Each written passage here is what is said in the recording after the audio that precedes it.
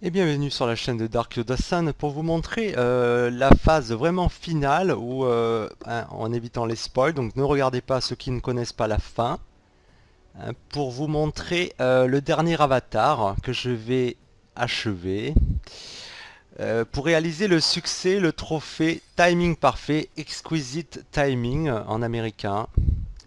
Et je vais vous décrire un petit peu toutes les étapes qui ont été nécessaires pour débloquer ce trophée. Pour moi, un des trophées les plus durs du jeu, franchement. Et je vais vous dire pourquoi. Alors, je vais zapper la scène finale parce que c'est un peu long pour la vidéo et puis ça, bon, ça On sert est presque en strictement à train rien. d'utiliser le réseau psionique. Tout est en train de se détraquer. Cette porte ne tiendra pas bien longtemps.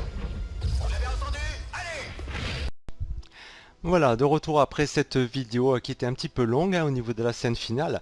Voilà, pour vous montrer l'écran de mes stats sur cette partie. Alors, le trophée Timing Parfait ou Exquisite Time, il présente deux difficultés en lui-même et c'est pour ça que je considère que c'est un des succès les plus difficiles du jeu parmi les 50, si ce n'est le plus dur. Après évidemment avoir passé Iron Man Commander que j'ai effectué il y a encore peu de temps. Donc voilà, victoire en mode commandant, donc ça c'est la première difficulté. Mais surtout, la deuxième difficulté, c'est ce délai que vous avez de réussir à battre le jeu avant le 1er juillet. Là, vous voyez que je suis au 26 juin quand j'ai lancé l'assaut final et que j'ai gagné la partie en butant les 3 avatars. Donc on s'aperçoit qu'effectivement, c'est une mission rapide sur tout l'ensemble de la partie, vu que j'ai tué juste, si on peut dire, 218 aliens. Vous voyez, on a vraiment un chiffre vraiment largement en dessous d'une partie normale qui n'est pas chronométrée comme ça. Donc effectivement, ça va nécessiter, je vais passer les autres statistiques, si à part au niveau de l'escouade, j'ai utilisé pas trop de soldats, vous voyez, 12 soldats, on est obligé de faire assez rapidement. Je n'ai aucun colonel, vous voyez, ça c'est la grosse particularité.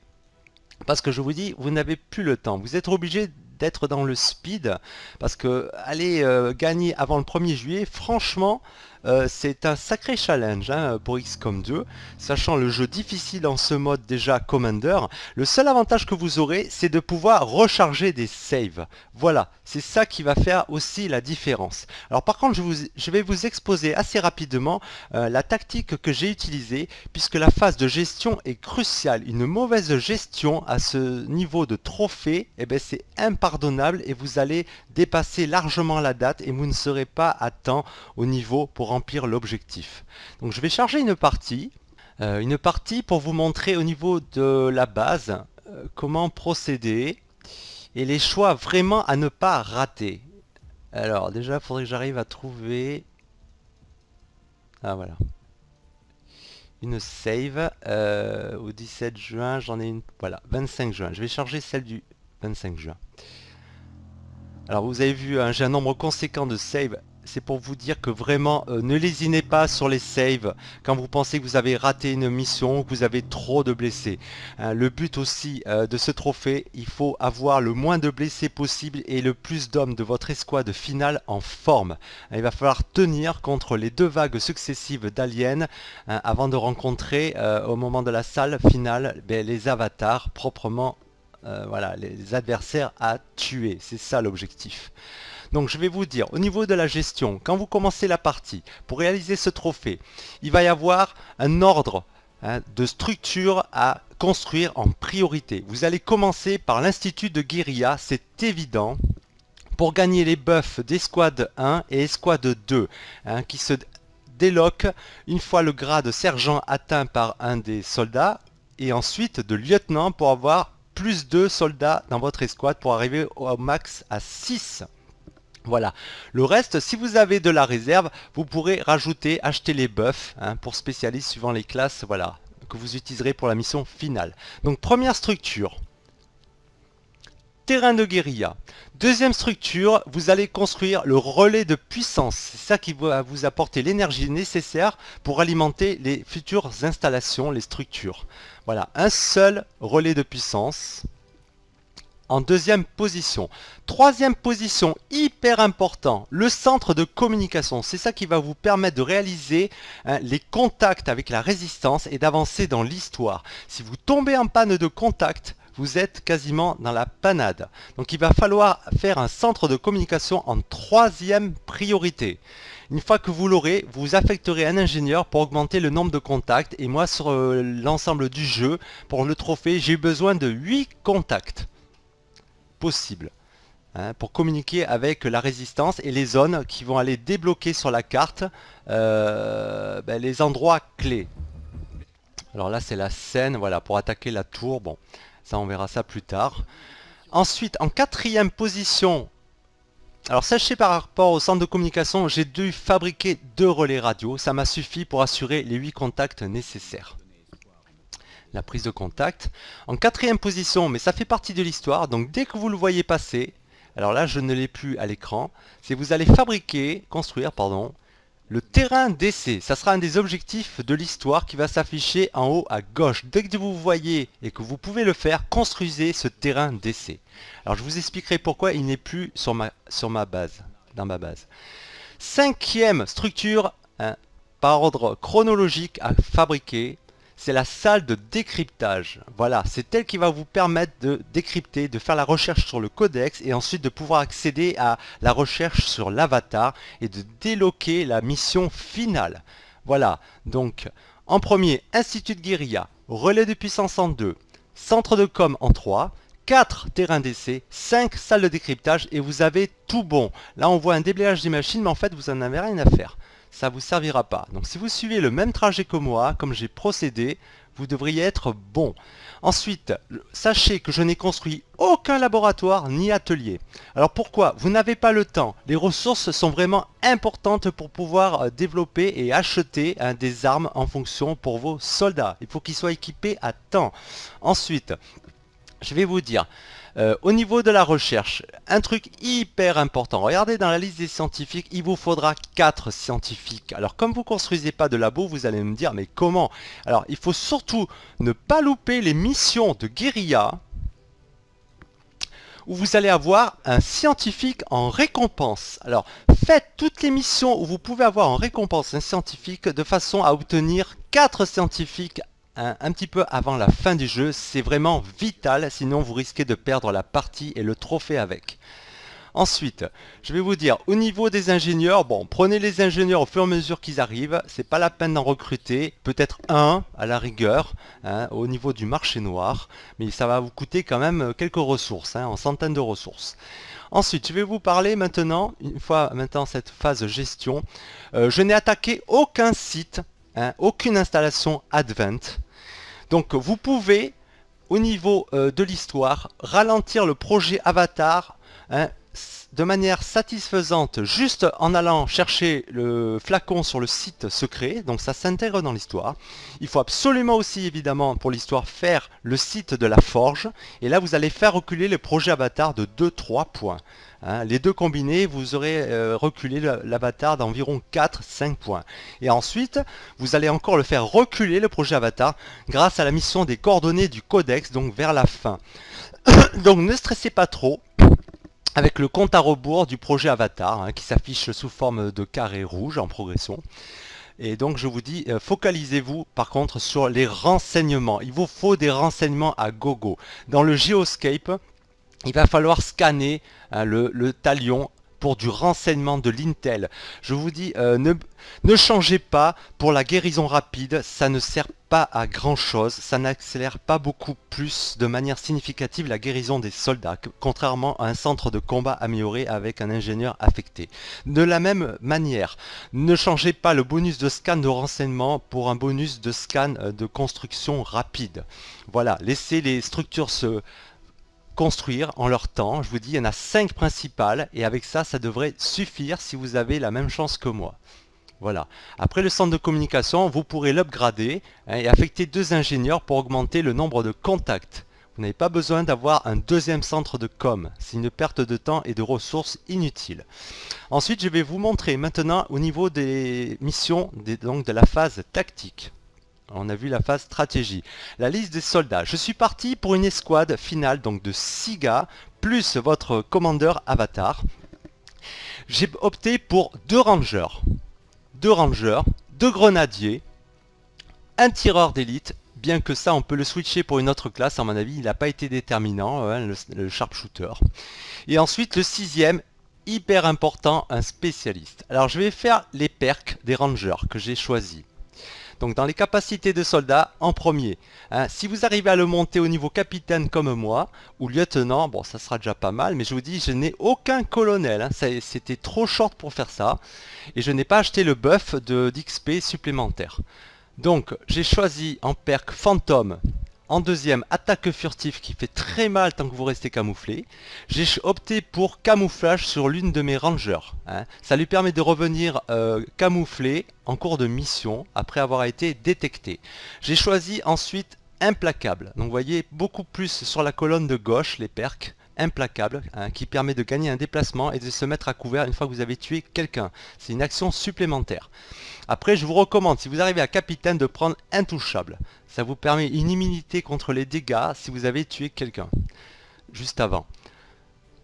Voilà, hein. La deuxième ranger est quasiment sur le même modèle, sauf une perk à ce niveau-là. Au lieu de camouflage, j'ai voulu équilibrer avec un ranger capable d'aller en bout de course et de pouvoir tirer, hein, à la fin de l'action.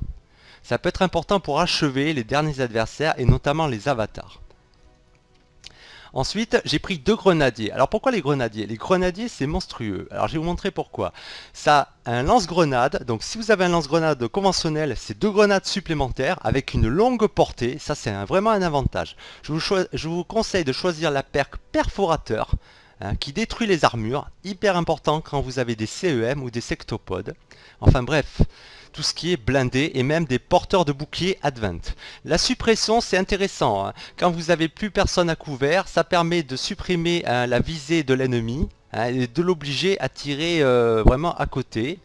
Au pire, hein, de toucher modérément voilà, vos coéquipiers. Parce que la démolition c'est pour détruire les couvertures, je vous assure, ça ne sera pas vraiment utile en phase finale.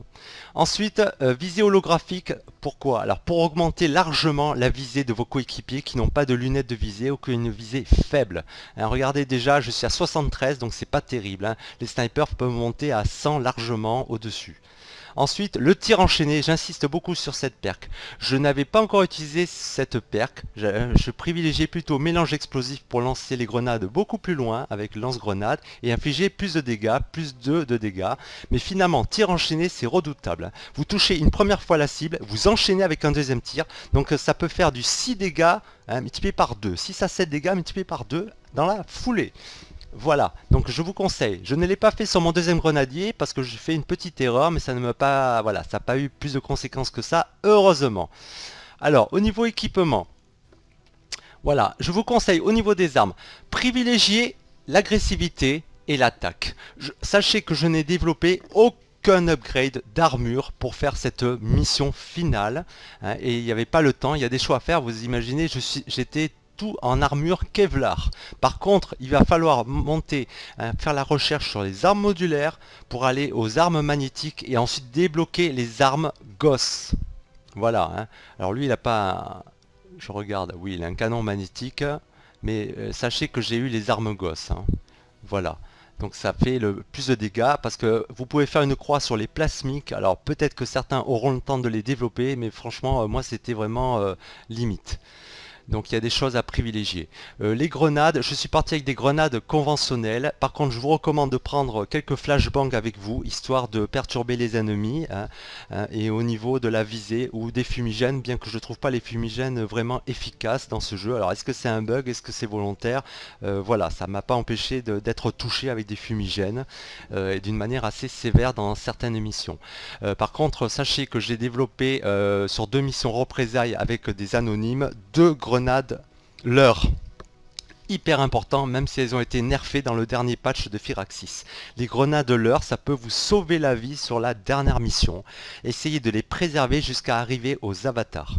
Franchement, voilà. Même si effectivement elles ont toutes les chances d'être touchées, puisqu'elles ne bénéficient plus de la couverture à cause du nerf, elles peuvent déjà attirer l'attention de l'ennemi et éviter à vos soldats des blessures vraiment inutiles. Le sniper, j'ai pas grand chose à dire dessus. C'est pas celle-là que j'avais amené, c'est lui là qui est secoué. Non, alors en capacité, Voilà, hein. Alors surveillance effectivement pour bénéficier de la squad sight, hein, la vision commune, qui vous permet de tirer quand vos équipiers aperçoivent un alien, où qu'il soit. Les mains fulgurantes, alors par contre moi je privilégierais la partie de droite, hein. C'est ce qu'on appelle monter un gunslinger sur un sharpshooter. C'est plutôt un tireur d'élite mais au pistolet, et franchement je trouve cette perque vraiment très intéressante pour achever les ennemis avec une action supplémentaire en tir à pistolet, gâchette rapide pareil, hein, qui met pas fin au tour. Et par contre si vous arrivez au grade de lieutenant, restez toujours à droite en prenant le tir à tour de rôle sur chaque alien qui va aller voir avec son pistolet. Alors imaginez, vous pouvez faire 2-3 points de dégâts sur chaque alien, rien qu'avec un gars. Hein, alors pour achever, ça peut être intéressant, surtout si vous avez un avatar à qui il reste très peu de points de vie. Voilà. Et par contre, le dernier, le spécialiste. Alors le spécialiste, voilà, lui il a une arme gosse, hein, vous voyez. Le spécialiste, je recommande. Protocole de combat. Avec le gremlin, moi j'avais que des gremlins de niveau 1. Hein, j'avais pas développé plus loin, mais ça suffit pour décocher 2 points de dégâts, hein, sur la vie des aliens. Et ça suffit aussi, et c'est très important, à aller titiller les avatars quand ils sont hors de visée de vos autres coéquipiers et l'obliger ainsi à se TP à une situation beaucoup plus favorable pour vos coéquipiers au prochain tour pour lui tirer dessus. Déjà, le but c'est de le blesser. Voilà. Ensuite, je vous recommande. Alors là, j'ai fait une erreur. Protocole de détraquage, moi ça m'a pas servi. Voyez le niveau de piratage de ce spécialiste 75, c'est complètement ridicule. Vous n'allez pas du tout prendre le contrôle d'un sectopode ni d'un CEM et vous allez avoir vraiment des probas de détraquage qui vont être pourraves. Moi, j'ai pas réussi sur cette partie à hacker quasiment l'un des deux, hein. Donc, je vous recommande plutôt protocole de stimulus, hein. Voilà, vous allez pouvoir healer un petit peu de manière au niveau psy, hein, vos coéquipiers s'ils sont victimes de panique, etc. Tous les effets psychiques négatifs, il va aller les enlever. Alors sachez que, pour revenir au niveau des structures, inutile de construire un centre, hein, de préparation psy, hein, labo de psionique. Vous n'aurez pas le temps, c'est pas la peine d'essayer d'envisager de former des psioniques, parce que les perks les plus intéressantes, hein, c'est quand ils sont mages, que ce soit domination pour prendre le mind control permanent sur la mission, vous ne l'aurez pas, hein. Lance neutralisante c'est pareil, donc vous allez compter au niveau psy que sur un seul personnage, votre avatar commander, qui lui aura des facultés psioniques.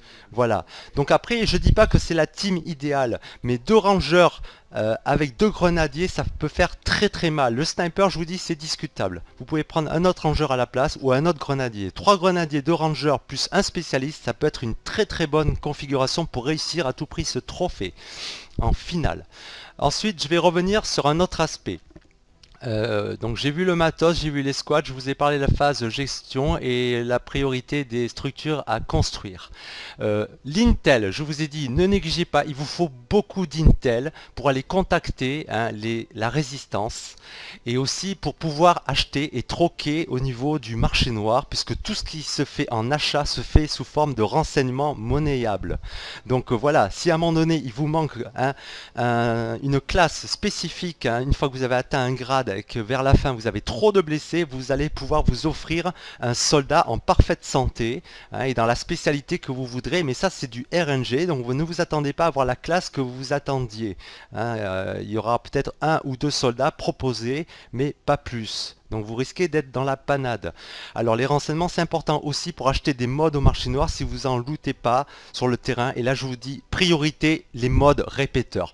Farmez, lootez le plus possible, hein, au niveau répéteur. Il vous faut 1 ou 2 mods répéteurs, ça va vous simplifier la tâche grandement, hein. C'est le mode exécution. Dès qu'il tire, le soldat il tue, quel que soit le nombre de points de vie, tout alien, que ce soit du sectopode, hein, au gardien, le gatekeeper ou alors un Andromède. Je vous parle des persos aliens les plus puissants du jeu. Voilà, hein, sachez qu'à un moment donné, en phase finale, j'ai rencontré 2 sectopodes et j'ai pu faire 2 exécutions, et je peux vous dire que c'est bon, j'ai eu une grosse part de stress qui est partie du coup, hein. Voilà, et pareil pour les avatars, hein. Imaginez, vous one-shotez les avatars, mais ça y est quoi, vous sautez jusqu'au plafond là, et de joie, hein. Bon, ensuite je vais vous charger une autre qui est importante et je vais peut-être finir dessus. C'est la phase, enfin peut-être pas complètement, c'est la phase de la mission, la tour Advent. l'avant-dernière mission. Alors où c'est qu'elle est? Il faudrait que je la retrouve. J'ai voyé un peu le nombre de sauvegardes, ça vous en dit long sur comment j'ai réalisé. Ah mais non, mais je pouvais rester sur mon écran en fait. Alors je vais recharger là. Ok, voilà. Ouais, en fait j'ai fait une boulette là. J'aurais pu rester sur l'écran. C'est pas grave.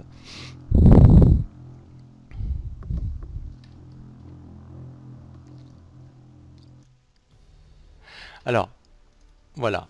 Je vais lancer la mission l'avant-dernière, l'attaque de la tour Advent. Alors, sachez pourquoi j'insiste sur les... Bon, allez. Voilà, on va lancer la mission. Alors voilà pourquoi cet écran. Pourquoi j'insistais sur l'Intel, hein, à stocker et le plus possible. Donc toutes les missions où vous avez un VIP à extraire, hein, acceptez-les quand il s'agit de récompenses sous forme de renseignements d'Intel. Vous en aurez super besoin, surtout au niveau de l'avant-dernière mission ici. Hein, parce que vous pourrez acheter des buffs avant même de commencer la mission et qui sont pas négligeables. 10 simulations pour toutes les squads, ça coûte de l'Intel. Voilà mon Intel disponible à ce stade-là. J'avais 92 de renseignements, 27 pour acheter la dissimulation pour tous les soldats de la mission. Prise de contrôle éventuellement. J'ai pas pu prendre les 4, j'en ai pris 3, c'est déjà pas mal. Hypnographie, hein, pour réduire la volonté de l'ennemi de 50%. C'est voilà, c'est pas négligeable tous ces atouts. Donc vous les cochez, vous cochez ce que vous pouvez, hein, le maximum. Donc récupérez l'Intel et vous en ayez suffisamment à ce stade-là. Alors après, la mission en elle-même, la tour du réseau. N'oubliez pas que l'objectif principal, c'est de pirater l'ordinateur de la tour. Donc vous partez avec 3 soldats, hein, escouade très limitée. Sachez que je n'ai eu aucune perte parce que je suis parti vraiment en stealth le maximum possible. Je suis parti dissimuler. Je n'ai tué que 3 aliens sur les 9. Il s'agissait de maintenir mes soldats en très bonne santé et en réalisant l'objectif. Donc on s'en fout des aliens qui survivent, hein, ou qui restent sur la map. Donc voilà, donc à un moment donné, utilisez le camouflage le plus longtemps possible, dégommez au fur et à mesure les aliens qui sont sur la route, vous aurez déjà fait la moitié du trajet jusqu'au PC à pirater. Voilà, donc ça j'annule. Ensuite, hop, on va revenir donc pour finir sur la phase finale, l'assaut final. Alors l'assaut final... on va essayer de trouver...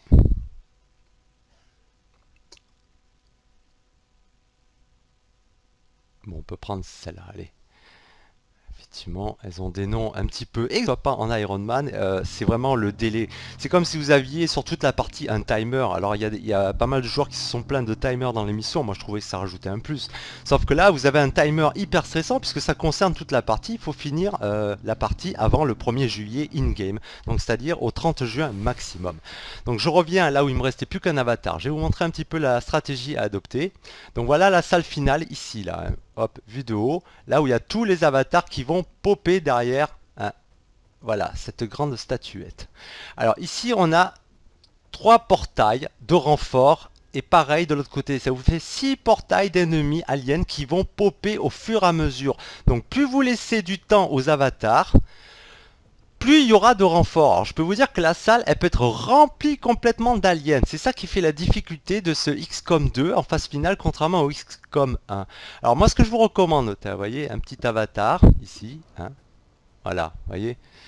Bon, alors en fait, ce que je vous recommande, donc c'est au fur et à mesure que vous allez affronter la première vague d'aliens, hein, c'est les sous-fifres là qui vont vous empêcher d'aller jusqu'au bout, hein, vous allez utiliser votre commandant. Alors je sais plus où il est, le mien, il est là. Voilà, votre commandeur avatar grâce à ses pouvoirs psioniques. Usez, abusez du contrôle mental.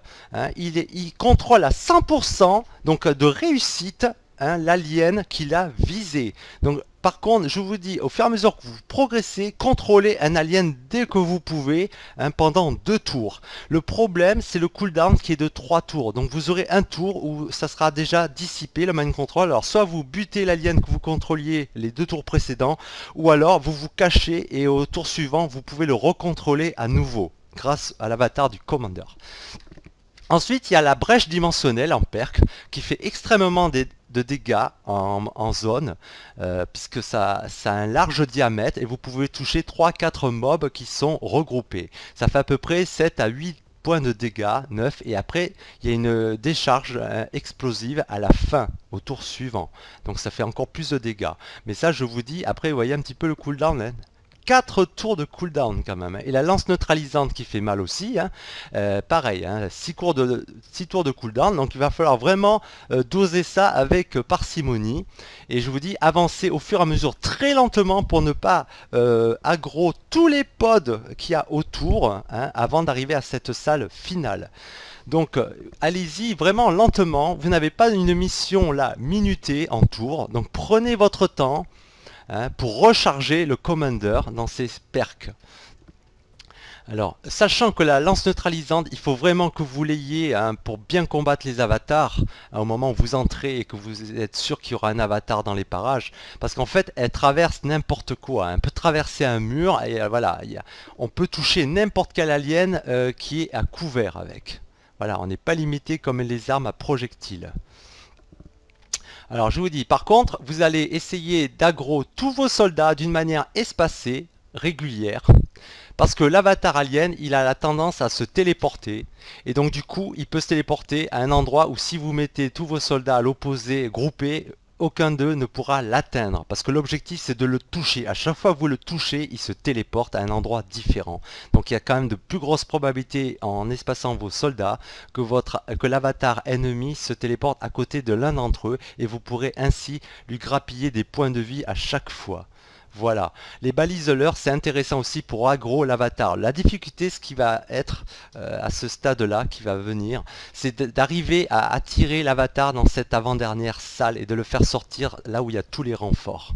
Parce que là je vous dis, c'est même pas la peine, en ayant les moyens limités que l'on a, hein, en quelques mois, hein, au niveau recherche, sans armes plasmiques, c'est même pas la peine d'espérer buter les avatars en plein milieu de tous leurs renforts. Donc il va falloir attirer certains aliens évidemment qui vont venir, plus chaque avatar. Ça fait 3 avatars à tirer. Moi le premier, il n'a pas voulu sortir de la salle, j'étais obligé d'aller le chercher, de le tuer quasiment pas très loin ici de la statue. Heureusement qu'il s'est pas foutu carrément au fond, parce que là au fond, aller le chercher, hein, c'est pas gagné. Et c'est là où intervient éventuellement le spécialiste, grâce à son protocole de combat.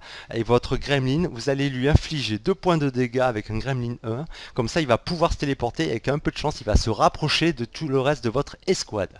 Donc voilà les amis, en tout cas moi je vous dis, je vous souhaite vraiment du bon courage, parce que c'est pour moi le succès le plus difficile, même avant Commander Iron Man, parce que vous êtes vraiment pressé par le temps. Commander Iron Man que j'avais débloqué il y a quelques temps, l'avantage c'est que vous pouvez aller jusqu'au bout de vos recherches, vous n'avez pas cet empressement en épée de Damoclès au niveau timer. Et moi je me rappelle, j'avais fini vers janvier. Alors imaginez, finir au mois de janvier en mode Commander Iron Man, et là on vous demande de finir au mois avant le 1er juillet, ça fait quand même 6 mois de différence, hein, c'est énorme. Donc il faut vraiment pas faire d'erreur, surtout de gestion. Après je vous dis, j'ai tourné avec une escouade de 12 soldats à peu près, ça fait à peu près 2 escouades max à 6. Donc c'est quand même important, si vous avez des blessés, ça leur laisse le temps un petit peu de récupérer. Pour ceux qui auront le temps, je vous conseille de fabriquer, de construire le centre de combat amélioré pour une guérison rapide. Moi j'ai pas eu le temps, j'ai dû consacrer des ressources parce que acheter des fusils, des armes gosses, ça coûte super cher. C'est du 300 de ressources, hein, pour chaque type d'arme, que ce soit le truc pour le grenadier, hein, le fusil cyclone pour les rangers. Tout dépendra de qui vous voudrez équiper et qui partira en mission finale. Sur ce, les loulous, les louloutes, je vous dis good game et bon courage pour ceux qui veulent s'attaquer à Timing Parfait.